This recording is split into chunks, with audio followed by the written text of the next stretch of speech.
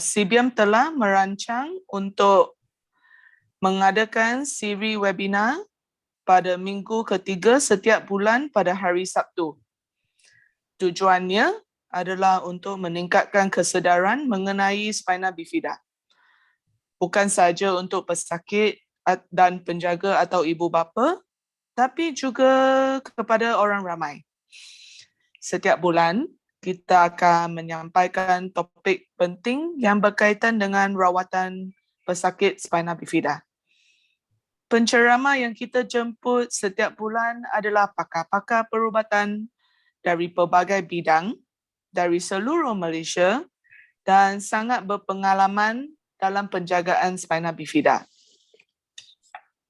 So, sebelum kita bermula, ada sikit pesanan.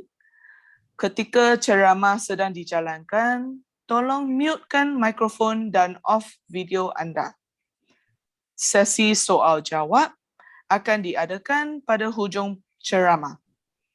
Sekiranya ada soalan, sila typekan dalam chat box dan penceramah akan menjawab pada hujung ceramah. Anda boleh type soalan semasa ceramah sedang dijalankan. Jika hendak kemukakan soalan secara live, sila tunggu sehingga ceramah sudah berakhir. So, tanpa melengahkan masa, marilah kita teruskan dengan ceramah hari ini. Topik hari ini seperti yang tertera di depan anda adalah isu psikologi dalam Spina Bifida ataupun dalam bahasa Inggeris, Psychological Issues in Spina Bifida. Penceramah hari ini adalah Dr. Yang YY. Dr. Yang adalah pakar psikologi klinikal dari Jabatan Pediatrik Hospital UKM. Beliau mendapat kelayakan Dr. Falsafah pada tahun 2018 dari University of Melbourne dengan penyelidikannya dalam penggunaan kaedah penjagaan yang bertumpuan emosi untuk ibu bapa kepada kanak-kanak yang mengalami penyakit kronik, misalnya Spina Bifida. Dr. Yang mempunyai pengalaman dan pengetahuan mendalam tentang kekurangan upaya kanak-kanak dengan penyakit neurodevelopmental dan dapat memberi penilaian dan rawatan dalam pelbagai bidang kepada kanak-kanak serta ahli keluarga mereka. So, dipersilakan Dr. Yang. Okay, terima kasih Dr. Chua.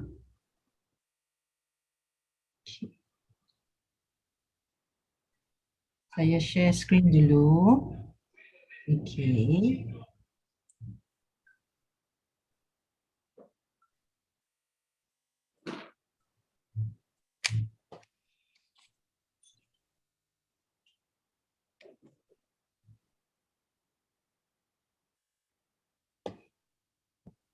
Oops. Can you see my slide now? Yes. Okay, is the Zoom screen blocking the slide? No. Oh, wonderful, because it's blocking on my screen, so I just wanted to check. That's good. Okay. All right, it's now on PowerPoint, correct? Yes, correct. Okay, yeah. Dr. Chua, I noticed that your introduction is Malay. Should I actually deliver the session in Malay? No, you can deliver in English if you're more comfortable with that. Not a problem. Oh, just that I prepared the slides in English. Sorry. That's fine. That's fine. Okay, so yes, a very good afternoon to everybody. Thank you so much to Sibiam for actually inviting me to your monthly health webinar. I think we are coming towards the end of the year, maybe another 2 webinar to go. Yes, okay, correct. So yeah. It's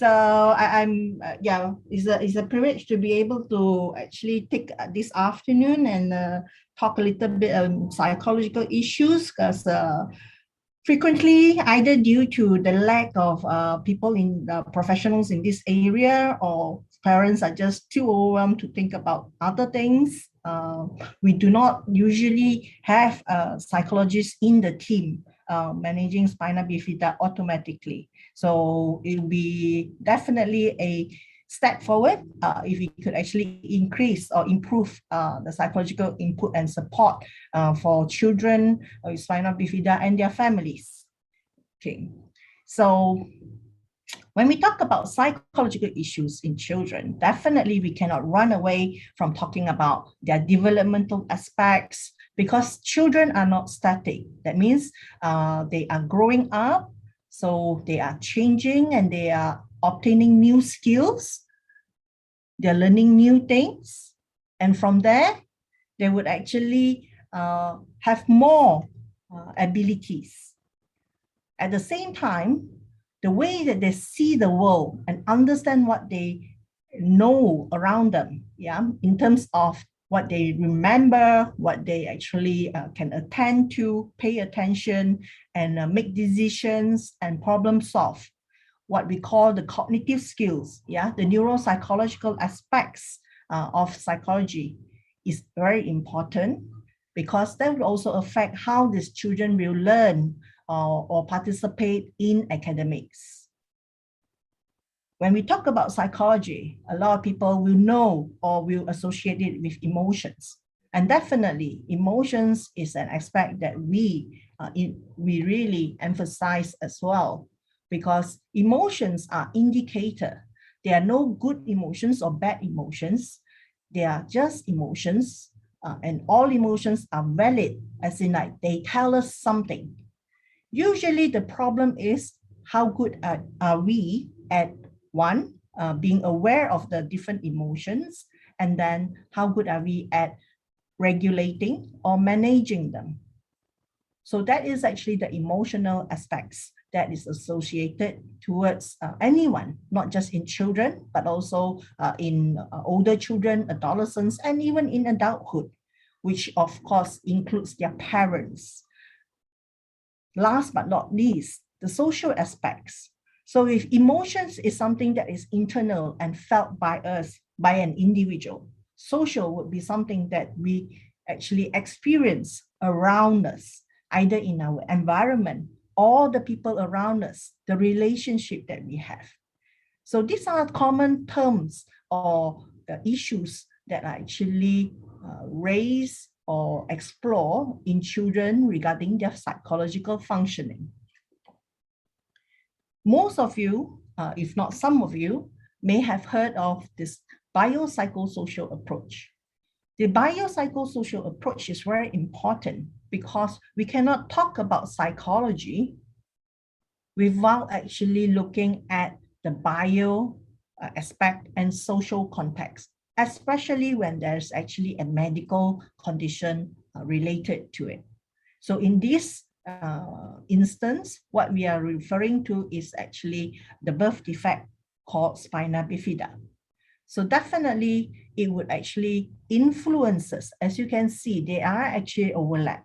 There are things that are separate, but there are things that actually overlap into the functioning, the psychological functioning, and also the social functioning. And this will go on, as in like it is not at one time only. As things change in the biology of the child, as the things change in the social life of the child, and things change in the psychology of the child's development will be different. That is why we look at these different aspects throughout lifespan. Yeah, as you can see, a meta-analysis here is where people, Hombeck actually gather all the different research that has been conducted and put them together and see how this relationship come together. And although there's just one or two words that describe one aspect, for example, if you look at family here, but this is actually a big aspect because it will affect or include how the family adjusts. What are the parenting behaviors? How satisfied are the parents? how stressed are the parents, because this would impact on caregiving. This would impact on their relationship with their child and also their ability to cope. Yeah. So sometimes it is not just the severity of disability, as we have seen even in research of quality of life. It doesn't mean that if a child has a more severe condition, the child's quality of life will be poorer. There are actually a lot of other information or factors that needs to be considered. So the current situation for our children is the changing expectations of what living with a chronic condition means. If previously children with disabilities, whether it's physical or in learning, tend to be separated from the mainstream, nowadays there's actually a growing demand, as in like these children should be included, these children should be part of a normal day's life, they should be given an opportunity and a chance. And that is the changing expectations, both from the society, but also from the individuals itself. Why can't I do this? Why can't I do that? Yeah. And that is something that hopefully will lead to positive changes in celebrating or having a good quality of life. As in, like, we do not allow the disease to define who we are or what we do. And that's why the slight change in the title, because initially I was asked to speak about psychological issues in spina bifida children. Although that is just English, but we have now agreed on this idea that we talk about psychological issues in children with certain condition, with spina bifida. So although the spina bifida play a role in this children's life, there are other aspects that we have to actually focus on and support them. So although some of our kids have reported high quality of life, there are still challenges and barriers that they need to deal with. And these challenges and barriers sometimes does not arise from the spina bifida itself, but more to spina bifida related stressors, which are more secondary. So what are the secondary stressors or situation? So for example, the cognitive and neurological features of spina bifida. So if you have the more severe form of spina bifida, yeah, myelomeningocele, so you would most probably have more difficult in your executive function, in your higher thinking, yeah, which is actually related to your frontal brain, which develops the latest in terms of our brain development. You would most probably, you or your child have more learning issues, attention problem. So that actually due to the development or cognitive neurological features of the spina bifida. At the same time, some of our children would have effect or impact on their physical development, such as in terms of their puberty or their short stature. At the same time, I guess in your series of talk previously, or most of you would realize, our kids have to go through multiple surgical procedures. This includes shunt revisions or surgical procedure by our orthopedic colleagues. And each of this would introduce stress, it would introduce challenges to the child and the family, and definitely affect their psychological functioning. In our clinics, we see so much difficulties in management with the bowel and bladder, as well as ambulation. So depending on the focus, sometimes the physical aspects of the management receives more attention because it is visible. However, other aspects, such as social skills deficits, receive less attention or intervention due to the aspect or the problem seen in the clinic setting, or lack of reporting from the family or from the child themselves. And we talk about individual difficulties in mastering each of these developmental milestones, either due to the lack of opportunities, the restriction that they actually has to go through, either due to their own limitations or physical limitation, or from their family, especially very worried parents. Parents would be playing a very important role in the beginning of the child's life, as you can see. Across child development, we tend to actually group the ages into different groups or stages because the task or the focus around this age tends to change. There are certain expectations that we expect from an infant and their parents compared to for adolescents and their parents. So I will group the infancy and toddlerhood together and early childhood on their own, school age on their own, and followed lastly by adolescence after this.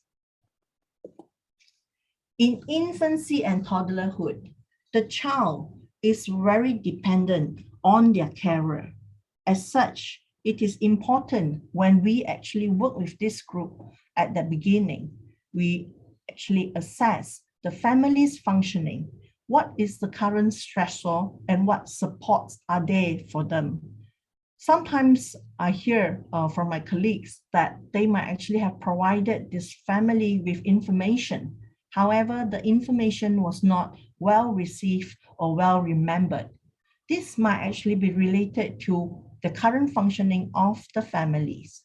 So although at the beginning, information about spina bifida is important, it is very crucial that this information continue to be provided and continue to be assessed or made accessible to the families because there are new information or different ways of presenting the information, which with a different mind frame or readiness would actually be understood better. This would actually go on later when the child grows up, as the child starts to understand about their own condition as well.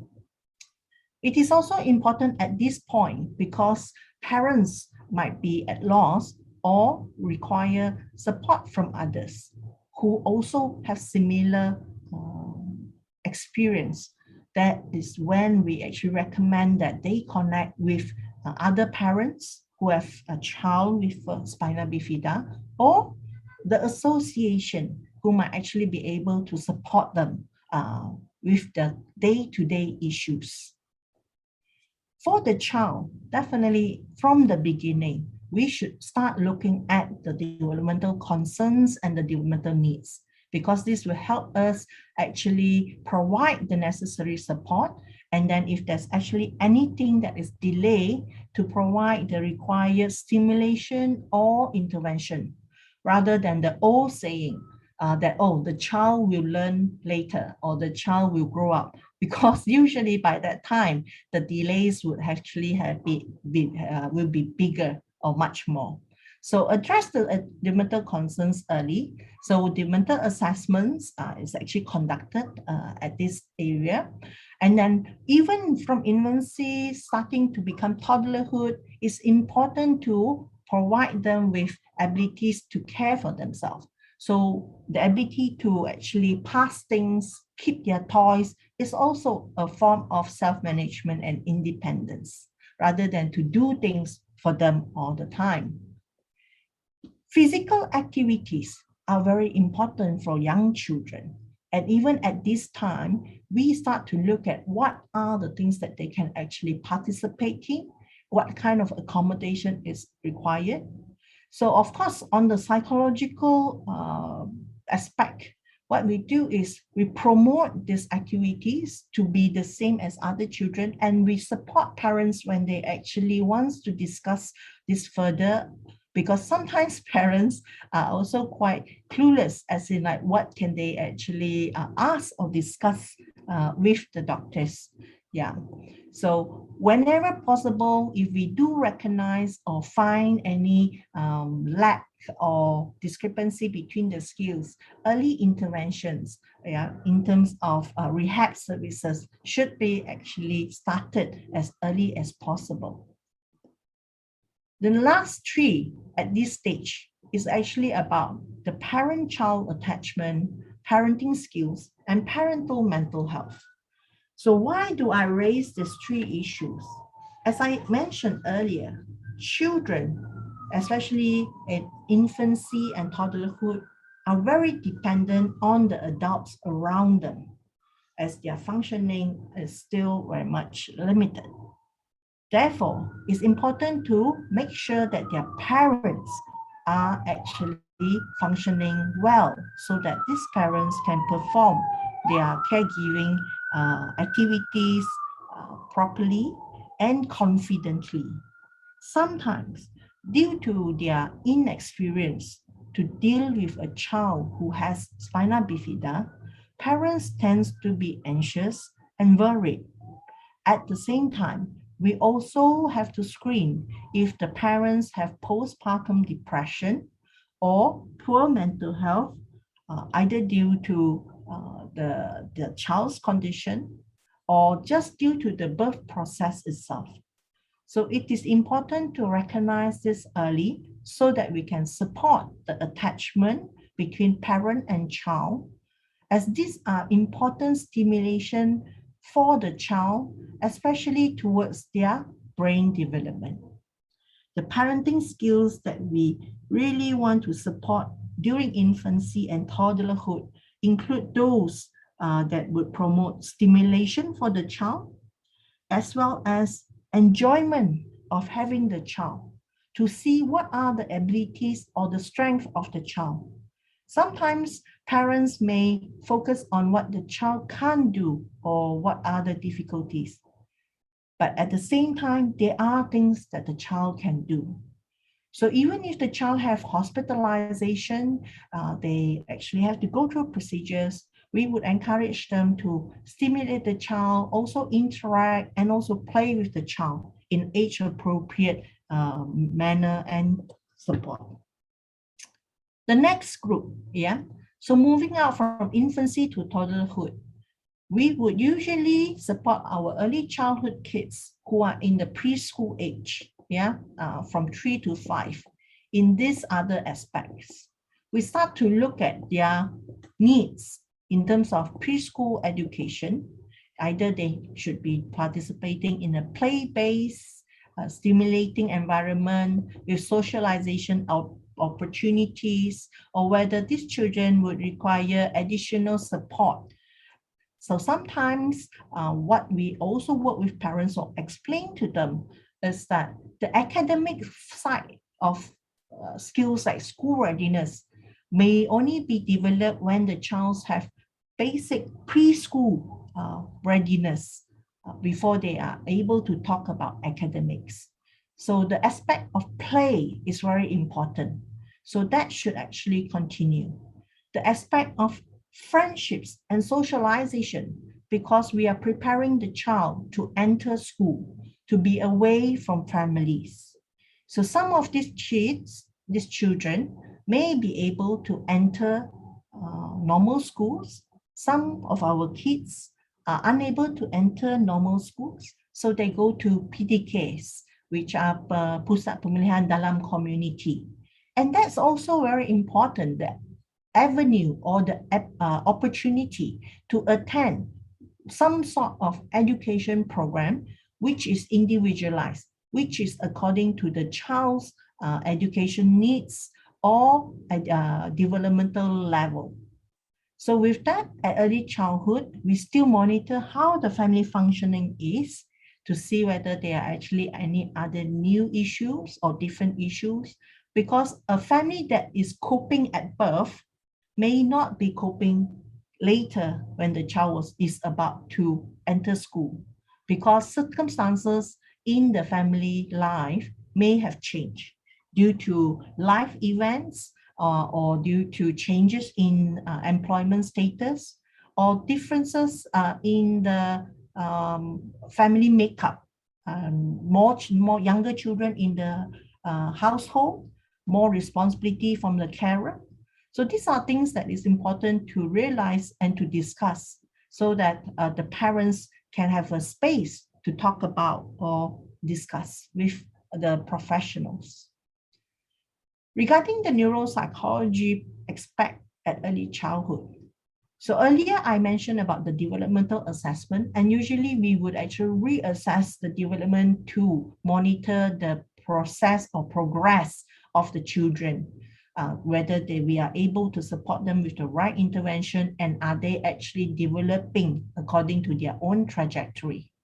At the same time, as the brain mature, and by 5 years old, a lot of the basic skills are already established. So the neuropsychology aspect starts to look at the child's attention and also perhaps some of their memory. So our expectation has to be according to the child's developmental level and how age appropriate are the skills.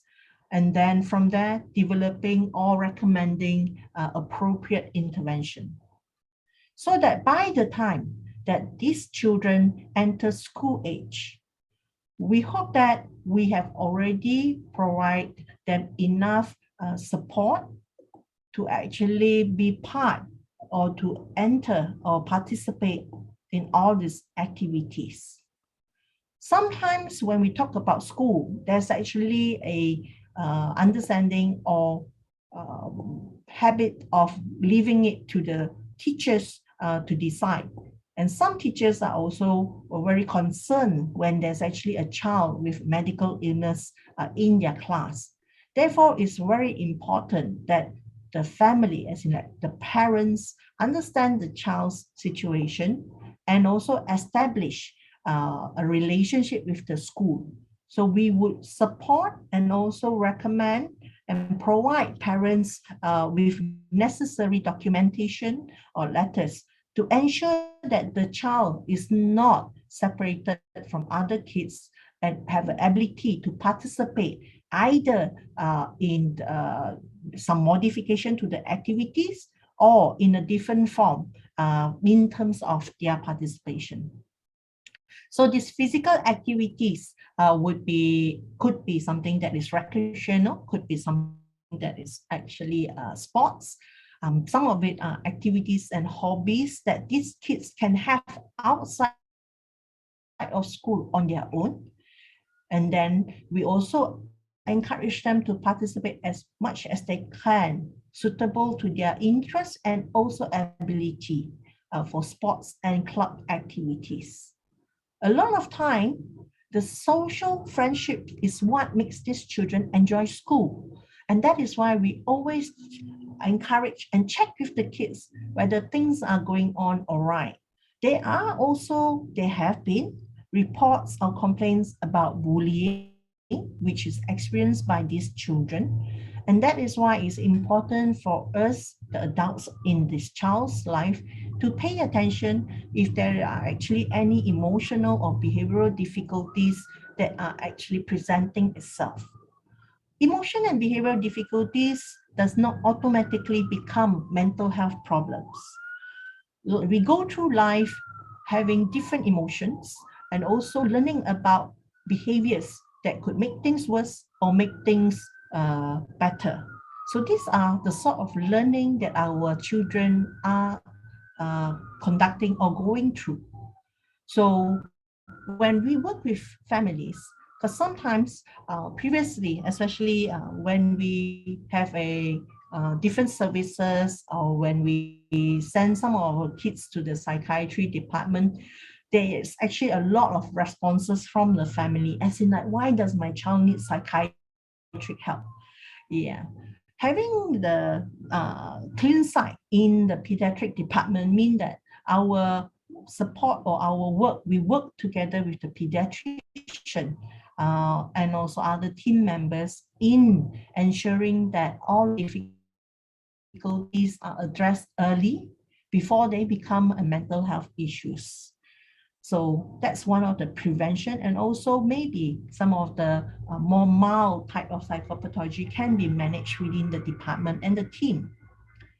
Even in school age, we continue with the family functioning in terms of like what's happening with the parents and with other siblings as well. Because sometimes in clinic, of course, the doctors and other team members might be functioning or focusing on the child. But for us, it's important to see the child's functioning in response to the family's functioning. And because we may spend just 1 or 2 hours with the child, but they go back to spend time and live with the family. So by supporting the family and the child, we see better. At school age is really a good time to start seeing what are the things that the child can start to manage and to take care in terms of their medical situation or condition. So some of our older kids or even younger kids start to perform or assist in their CIC. In terms of this medical responsibility, it is not about handing over the care to the child. It is about partnership, how families and parents can actually share and work together in terms of conducting or having this situation managed properly. A few issues that are common would be child refusing to do CIC at school, and therefore only when they are at home because they're not comfortable. And these are the sort of problems we have when we do not have a good relationship or understanding of how things can be done both at school and at home on their own or without help. So this is active discussion that we need to do, and we can support and help this kid. Sometimes some of these children are not able to due to their neuropsychological limitation. Therefore, we must choose the type of paths that they can still be part of. It is not an all or nothing skills training. It is about what they can or cannot. It's related or relates back to information and knowledge. What do they now know about their conditions and what do they know about their responsibility? So next, we are coming to the later age, which is adolescence. So adolescents tend to be this period where you are moving to secondary school.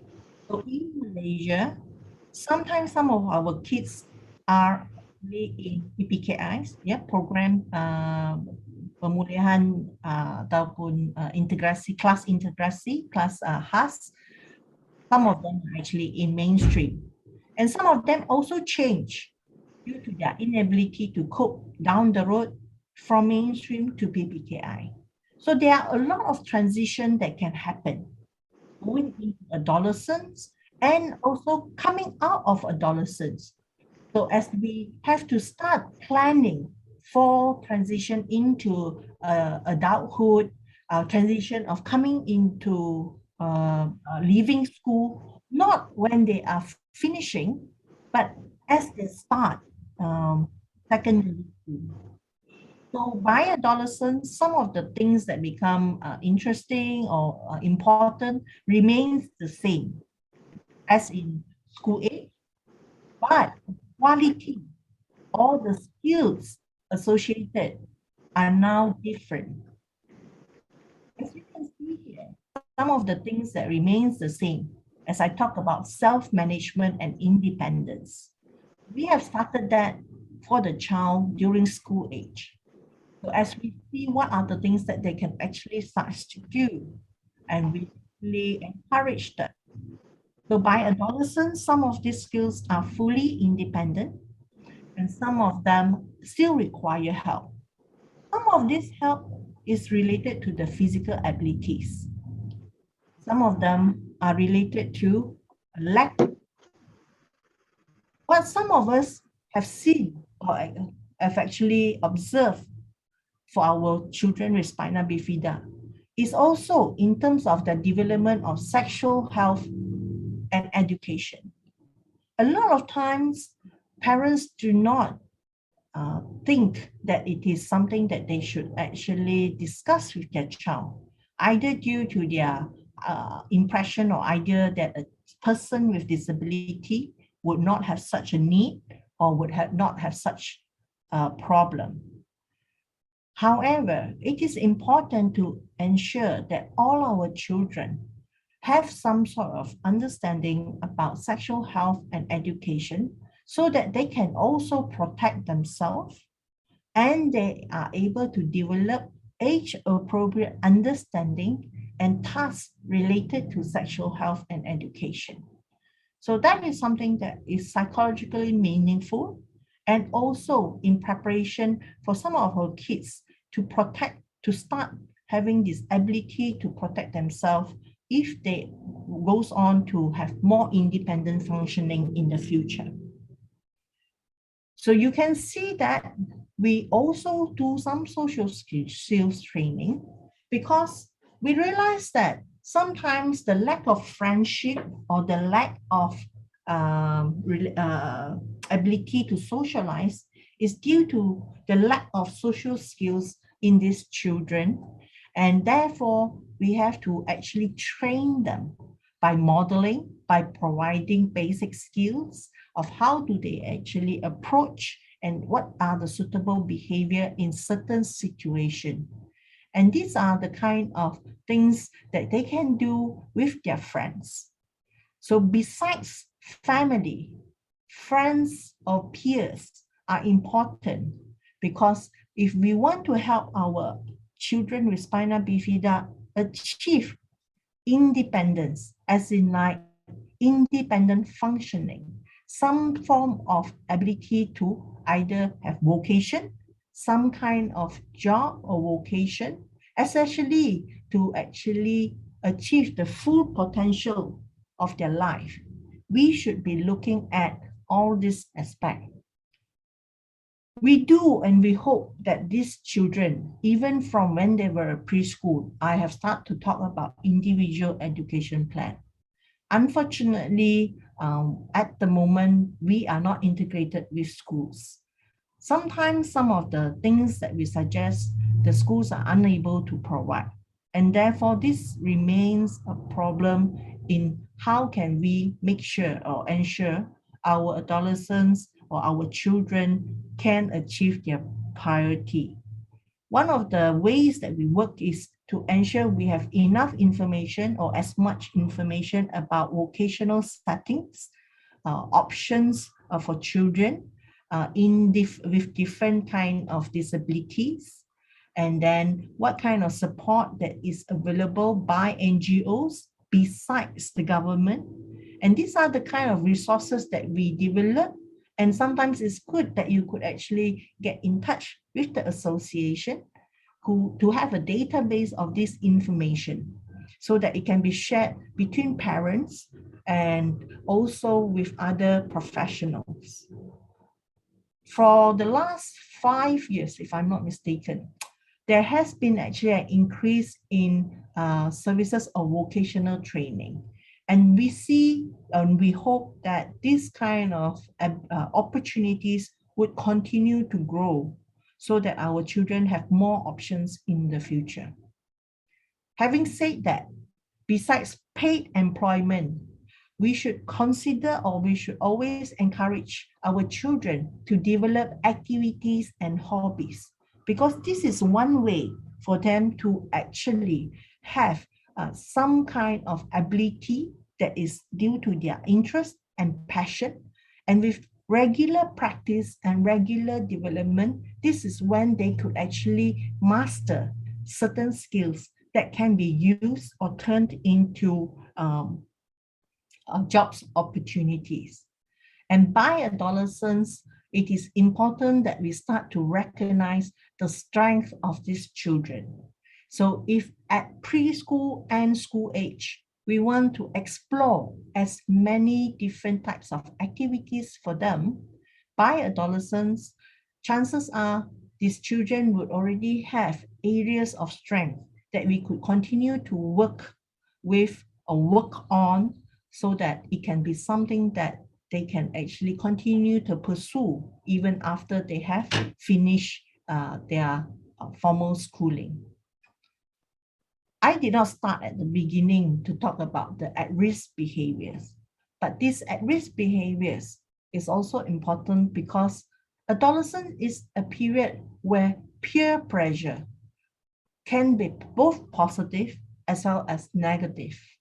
This is a period where children are now starting to want to hang out or participate or be with their friends.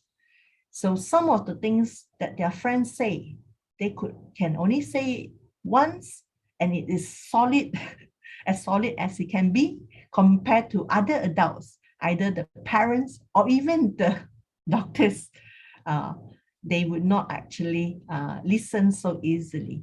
So at-risk behaviors in terms of whether risk-taking or starting to actually explore smoking or other types of risky behaviors is something that we start to monitor at adolescence age. At this time, bullying may still be rampant, so that's something that we would work with. And why depression is highlighted here is because usually by this time, a lot of them have the awareness or also experience multiple repeated failures or episodes of seclusion or isolation, which can prompt or develop or become a risk factor for depression. And we see more of that by the adolescence year. It could be part of the adolescence development of moodiness, of the changing hormones per se, but it could be also that low self-esteem compared to other people, the lack of enjoyment. It could be because some of these, our kids do not have any activities or hobbies. They do not participate in many other activities, and that actually put them at risk at depression. So that would be something for us to consider. So having said that, so we are covered from birth to adolescence. So that would actually bring to the end of the sharing, just a brief issues about psychological issues in the children with spina bifida. And I can take questions now. Okay, thank you, Dr. Yang, for that comprehensive talk. Okay, so terima kasih Dr. Yang. So sekarang kita akan ambil beberapa soalan. We have a few questions on Facebook actually from me. So just want to ask, are there any tips on how to bring up our concerns to healthcare staff, especially in settings that don't have pediatrics, psychology, or rehab? You mean from the parent?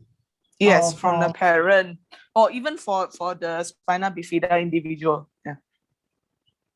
Okay, so you would have your primary physician that you work with, so that is your doctor. So kalau anda mempunyai doktor yang anda biasa jumpa, so biasanya dia ialah doktor utama anda yang akan menguruskan penjagaan ataupun keperluan anda sebagai seorang pesakit. Sudah tentu sekiranya mereka tiada psikologis di dalam pasukan anda mungkin perlu menghantar ataupun mendapatkan di tempat lain. Kebaikan ataupun keburukan tersebut ialah the pro and cons in terms of that is sometimes the person that you go to may not realize what are the issues related to spina bifida. But most of the time, if you actually go to a recommended or professionals that we know, is on the referrals list that you have, then you should actually expect basic abilities to diagnose or find out what are the difficulties. So usually we discuss what we would recommend is for children is to discuss first. Because sometimes some of these issues are never discussed, and therefore is a problem in the mind or in the it's been playing these concerns. So it's good if they can actually discuss with you about the concerns, and then from there you can see whether this is something that is persistent, is it recurring, or is this just something that, oh, okay, so have you talked to other parents about this, and then what do you do about that? Okay, so if you want assessment, so that's where it's actually important. The very young children, usually you would have a pediatrician working with them. right? Yeah, so the pediatrician would be able to do basic developmental assessments, and then sometimes the regular care of this child may be with you, but then they go to their spina bifida review maybe 6 months or once a year, because actually our in UKM the spina bifida meets once a month, as in the clinic. We have to see patients outside of the clinic, and them actually are referred, because we are also very short-handed. So it's real that sometimes you do not have a psychologist on your team. So when you actually want to actually get psychological advice, then you're not so sure where it is.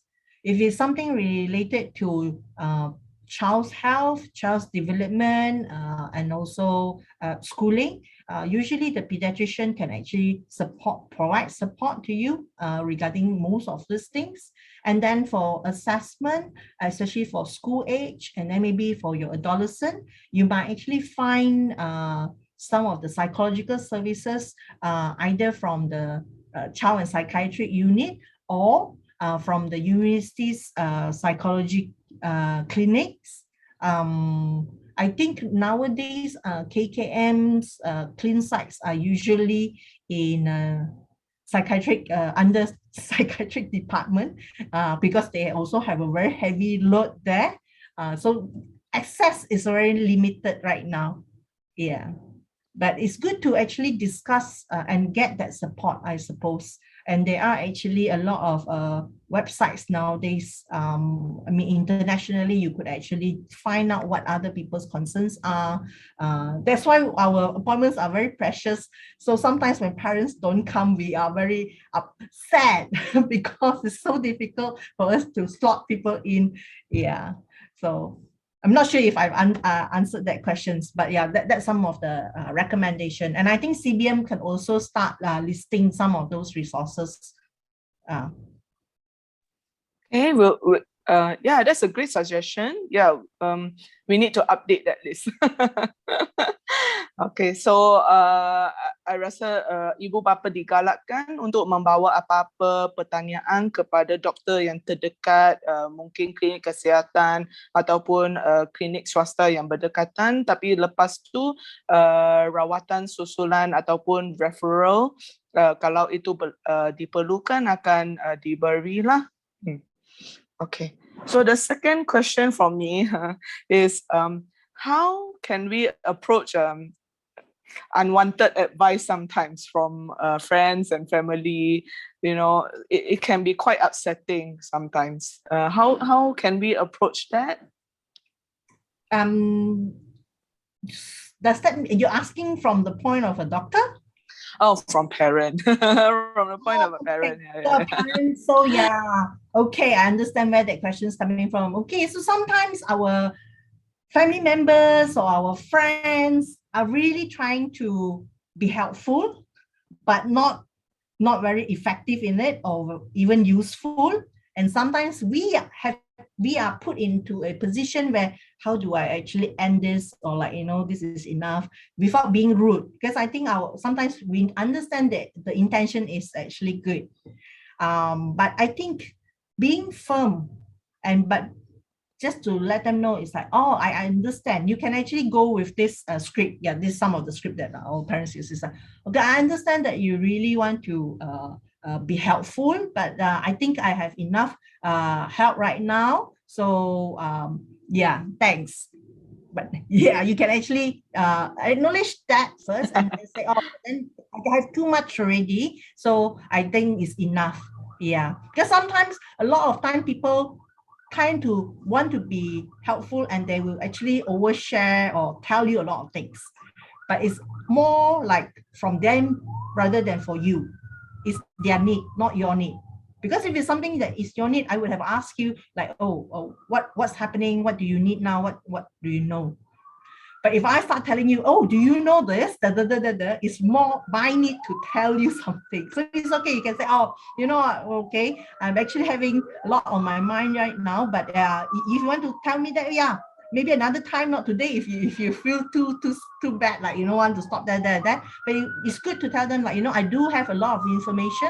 Yeah, I've heard something about that before. So, but yeah, I think I have got all the information that I need right now. So thanks.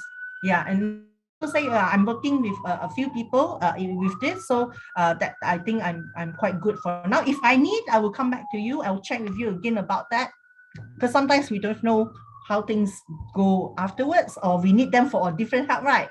But if they're so toxic, because they're also toxic friendship, the reality is, so you could actually say that, I really would need this time for myself. Yeah, so you focus on your need. You don't need to make it something that becomes an argument, as in, like, why are you doing this to me?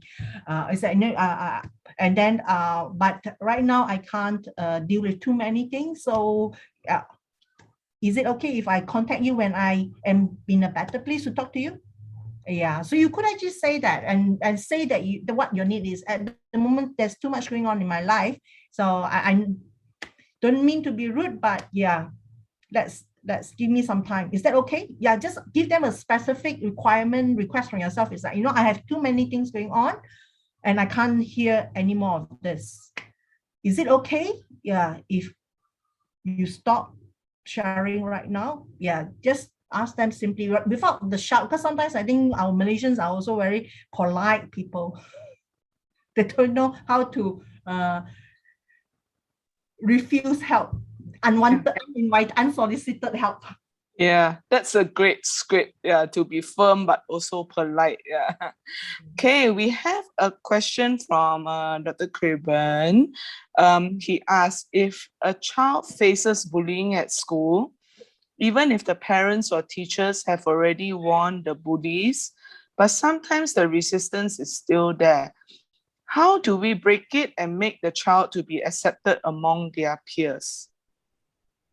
Yeah, so warning a bully is really just it's like a punishment approach. There's no education in it. There's nothing about, like, why is the bullying? So there's actually a whole approach to bullying, as in, like, one is for the person being bullied, and the other one is actually the bully themselves. So whether it's because there's actually the fact that the child is different, or there's actually other things that the child is, because if the teacher didn't address that, then the bully will continue. So the question is how to address or break the cycle of bullying, is it? Yes, and how to encourage the peers to accept the child. Yeah, so that's why we create things or have opportunities where the child have some hobbies or some skills that they can actually gel with or participate together. So whether this is in preschool or this is in school age, when you have similarities, it's easier to gel when you have commonality. Because remember, that's how if they're all into Minecraft, I think, yeah, Minecraft is no more now. Now it's Roblox. That's something that they could talk about, and then suddenly there's actually similarities. So one of the good things that came out from the MCO is so many of our kids made friends online. Like, this is the first time they best friend. I chat with this best friend all the time, although the person is physically in another state, but it's just that suddenly the physical disability or their limitation is no more online.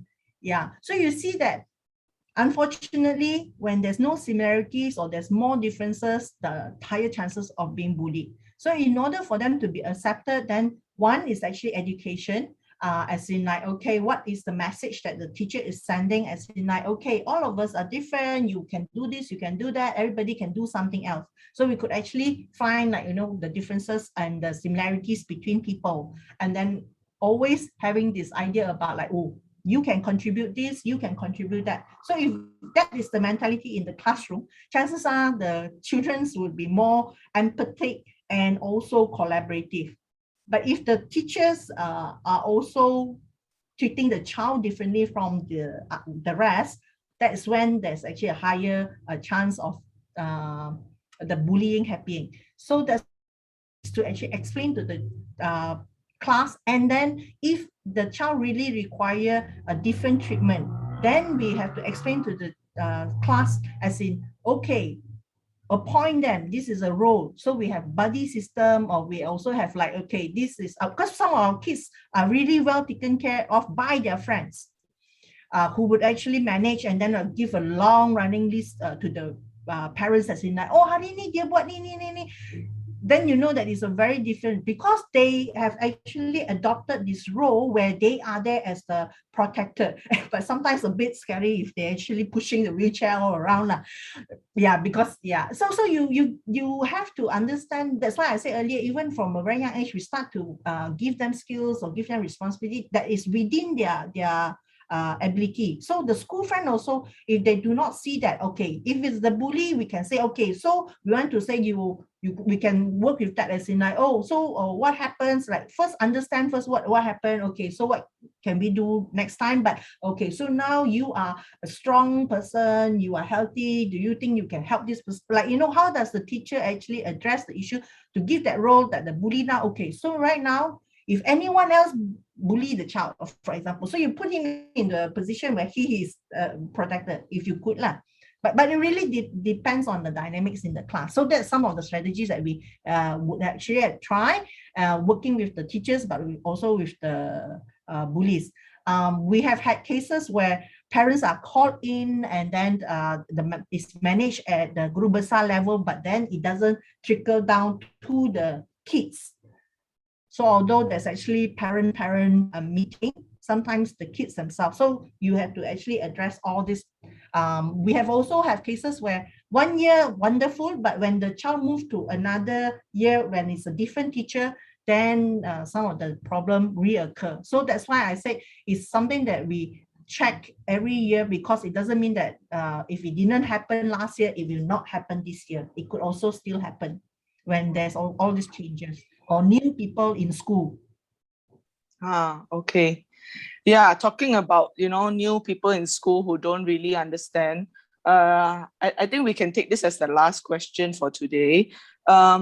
Many schools have ignored letters of recommendation, actually, from healthcare workers. So that's really sad, but it's a true reality. So how have some of your own patients overcome this, or any advice you can give to parents who face this difficulty? Yeah, gone are the times when letter can do so much, right? Sad truth, but yeah. So one of the, because on our side, we do school visits, not for all of them, but depending on the kind of issues that we have. So sometimes we do phone calls. There's always that difference when things are not on letter. So the letter is kind of like a formality, but then getting on phone to speak to the person is different. Then you can actually hear a lot of things that their own difficulties or limitations. Because sometimes I think that's one way to engage the school, engage the teachers. We have had a situation where, although the teachers were not that friendly or accommodating, but we had a very committed headmasters. Then suddenly everything went so well for the kid. But when the headmaster transferred, oops, yeah. So it's always not an easy journey. That's why I felt that our families, our parents are easily burnt out, because it's like they had to do things again and again. It's an endless struggle that way.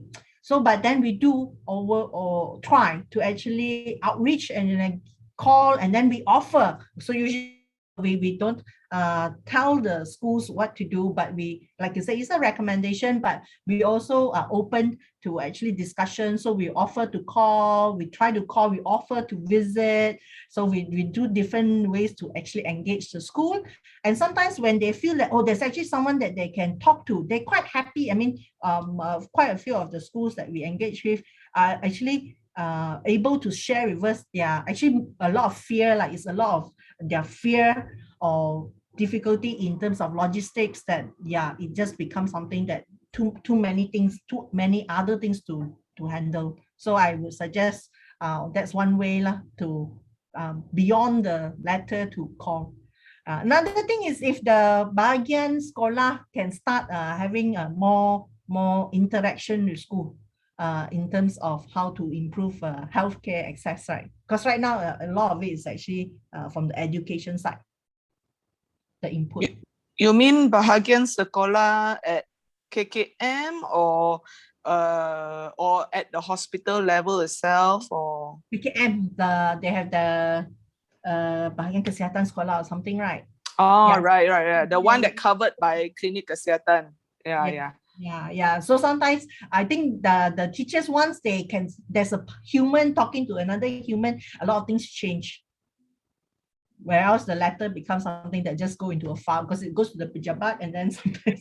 Yeah. Oh, that's a really great tip. So yeah, parents, kalau ada apa-apa concern yang spesifik yang nak dibincang dengan pihak sekolah, baik untuk bolehlah invite pakar ataupun pakar doktor ke, psikologis ke, pakar pediatrik ke untuk bincang terus dengan pihak kat sekolah.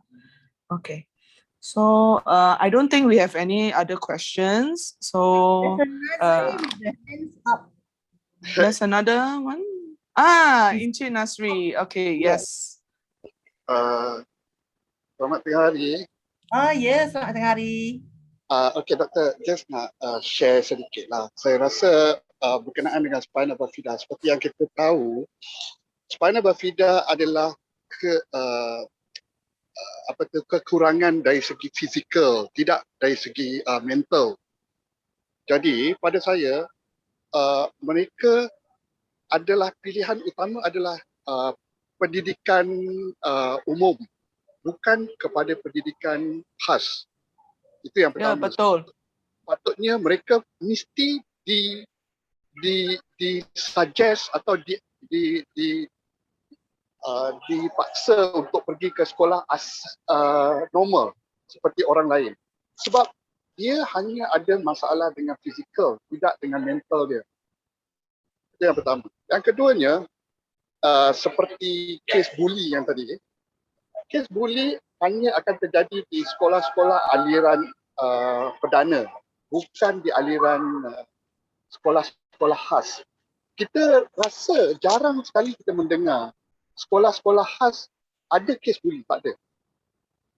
Jadi saya rasa ini mungkin daripada NGO yang lain yang boleh bersama-sama dengan kita Sibiam untuk menyedarkan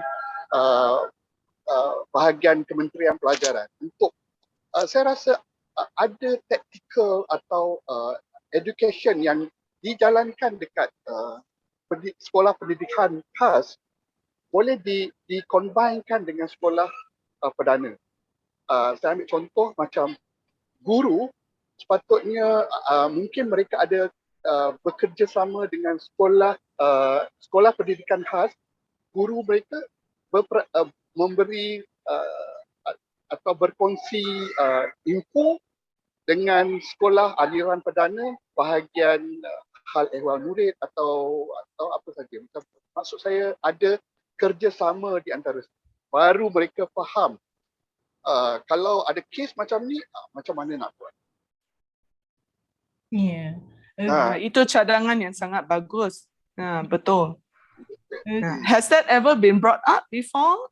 Mixing the teachers so that they share their own experiences dari aliran perdana dan khas. Yes, betul. Saya rasa mereka perlu bekerjasama dan ini hanya kita boleh pushkan dengan NGO yang lain untuk kita sama-sama memberikan satu pandangan kepada pihak Kementerian Pelajaran dan mungkin sedikit sebanyak kita boleh merubah keadaan pendidikan kita di aliran perdana. Okay, so ada beberapa perkara lah. Terima kasih Cik Nazri sebab memberi input tadi. So bagus Cik Nazri tadi ada sebut bahawa kebanyakan sebenarnya Spina Bifida ini adalah satu masalah fizikal. Tapi pada masa yang sama bukan semua Spina Bifida hanya masalah fizikal lah. Cuma yang kita memang kalau di pusat kami memang akan membuat penilaian Sebab kadang-kadang mereka akan keputusan dibuat berdasarkan kepada kemampuan mobilisasi ataupun keadaan fizikal mereka. Tapi sebenarnya tidak. Sebab memang kita ada pasien kita yang dah habis universiti ya. So kita memang ada yang mainstream dan kita support, dan kita juga ada yang bukan di mainstream dan di PPKI lah. So dua-dua pun penting. Tapi itu yang kita nak nasihatkan ialah mereka patut mendapat pendidikan yang sepatutnya mengikut kebolehan mereka. Itu pandangan kita. Kita juga ada kanak-kanak yang inklusif. Inklusif ini bermakna dia bukan di aliran perdana sepenuhnya. Kita ada kanak-kanak yang inklusif separa, dia akan join untuk beberapa mata pelajaran dan bukan semua mata pelajaran. Dan itulah yang akan berlaku perpindahan daripada PPKI ke mainstream dan balik. Kekangannya ialah untuk yang itu ialah daripada segi kemampuan ataupun kebolehan kaki tangan yang ada untuk menguruskan perpindahan ataupun jadual waktu antara kelas berdana dengan kelas PPKI ini. So memang keadaan ini, option itu ada, tapi daripada segi practicality atau logistik dia macam mana. Dan yang kita nampak ialah bukan semua sekolah faham ataupun arif dengan perkara ini. So sekolah-sekolah yang biasa kita bekerjasama dengan, mereka tiada masalah dari segi tersebut. Tapi kadang-kadang ada juga yang mereka masalah ialah physical in terms of accessibility. Anak-anak kita tak boleh nak join sekolah sebab dia penempatan kelas itu sendiri. Daripada segi kalau sekadar kelas biasa, tapi bila melibatkan makmal dan sebagainya, kita tak boleh nak gerakkan kelas-kelas tersebut. So kadang-kadang kita nampaklah masalah akan keluar daripada situ. So memang ini memerlukan once I think the association can pull the number. Sebab kalau hospital kita dah lah tiap-tiap orang pun sekolah berlainan kan, so it is separated. So each schools kadang-kadang dia kena tunggu budget. Dia kena tunggu budget untuk dia buat supaya dia jadi wheelchair friendly to many places, you see.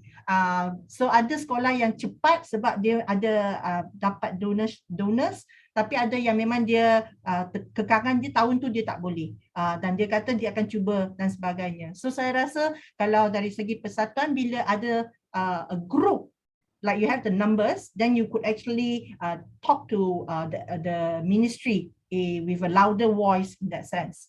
Yeah. So in terms of education, because we said we have our kids who have actually gone on to mainstream, and quite a few of our kids are actually in mainstream even right now.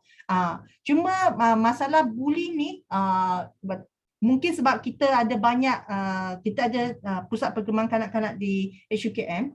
We do see bullying in PPKI lah, and worse still, we actually see sexual abuse in PPKI, which is why we are very concerned. It happen everywhere. Sebab once kita fikir yang dia tidak akan berlaku di sana, so kita tidak akan ambil langkah berjaga-jaga. Itulah bahayanya, ya. Dan itulah yang kita nak elakkan. Kita tak ada nak menyalahkan siapa-siapa, tapi itu yang pentingnya kita kena faham sebenarnya semua ada kemungkinan di mana-mana sahaja. Dan bila bullying is actually one level, tapi bila dia dah sampai ada sexual abuse ni, kita lagi risaulah sebenarnya. Okay. Tapi saya rasa pentinglah pendekatan dari di sekolah terhadap pemahaman mereka kepada keadaan kesihatan atau keperluan kesihatan. Sebab selain daripada Spina Bifida, ada juga keadaan-keadaan kesihatan yang lain. Ya, so sebenarnya murid-murid yang mempunyai masalah kesihatan di setiap sekolah ada banyak jenis. Ya, daripada mereka yang memerlukan contohnya suntikan insulin untuk type 1 ke, ataupun mereka yang mempunyai masalah pernafasan, ataupun ada masalah fizikal yang lain seperti CP kononnya. So all these are different condition, which you're right that our education has a limitation into handling this. Even right now, kebolehan cikgu-cikgu di kelas khas, sebenarnya mereka kita pun baru belajar beberapa tahun yang lepas, they are under different department. So ada guru penolong kanan hal ehwal murid, dia tak jaga pendidikan khas. So pendidikan khas nowadays they actually have a different guru penolong kanan. So that's why I say input is good to the education system or department, but definitely it has to be at the ministry level as well lah. So I think that's something to continue to advocate.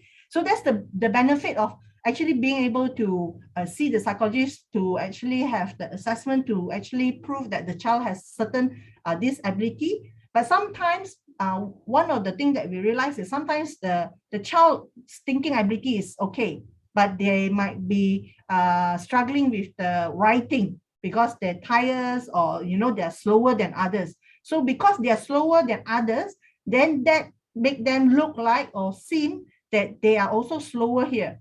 Actually, no, that is actually more of physical limitation. So I think that's something that when it's captured properly, then it can be used as a way to plan for the child's education. And earlier, I think I emphasize on the early intervention from a very young age is because sometimes we find that the intervention from the early stage was not intensive enough, so that by the time that they come to preschool, to school, they are ready. When it's not intensive, that's why even when they are starting school, a lot of things are not ready for them. They are not school ready. So kalau bila kita kata pendidikan khas ni sebenarnya dia ada juga kita kata inklusif sebab dia mungkin dia turun darjah. Dia tak boleh ikut tahun dia sebab anak-anak ni pun kadang-kadang dia banyak medical procedures and then they miss out a lot, they didn't go to kindergarten. So bila ada all this difficulty, kita pun kena realistic lah. Anak-anak kita, okay, kita dah ada all this period of illness, takkanlah kita pun nak push juga dia join, jadikan dia normal. Tak ada, it's just that, okay, kita kena bagi dia peluang untuk develop ikut dia punya ability lah. So kadang-kadang that's why we would actually have either penangguhan kemasukan sekolah ataupun dia masuk tapi kita tengok dia mungkin dia turun darjah. Tapi kalau dia tak ada masalah, dia memang boleh continue to grow with that cohort. So it's a different cohort lah due to your early life experiences or trauma. But sometimes some of our kids would develop, but they do not develop at the same speed like other people. That's why we talk about the special education. So there's a lot of, when we talk about special education, that's more on placement needs as well. Okay, yeah.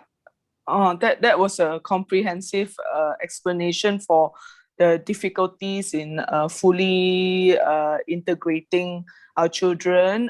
Yang pentingnya adalah untuk tengok kemampuan kanak-kanak tu sendiri and then cuba padankan rawatan dan education mengikut keperluan dia. Yeah, I think that's a good takeaway. Thank you, Dr. Yang. Okay. So, kalau tak ada apa-apa soalan lain, kita nak ucapkan terima kasih kepada Dr. Yang dan para hadirin sekalian. Saya pasti semua yang hadir telah mendapat banyak manfaat lah daripada ceramah yang telah disampaikan. So, just ask your help, Kak En, can please put up the next webinar's information? Okay, sure thing. Okay. So, webinar yang seterusnya, kita tunjukkan sikit yang flyer tu. Okay. So, webinar ini yang seterusnya adalah bertajuk Nutrition for Children with Spina Bifida, dan ini akan disampaikan oleh Miss Charmaine Alfonso. Beliau adalah pegawai dietitian dari Hospital Seremban. So, webinar ini akan berlangsung pada 20 November 2021 pada jam 2:30 petang sama seperti hari ini. And saya berharap para hadirin boleh sekali lagi sertai kami lah pada bulan hadapan. Okay, terima kasih dan jumpa lagi. Bye. Thank you. Goodbye. Thank you, everyone. Thank you. Thank you, Dr. Yang and all who attended.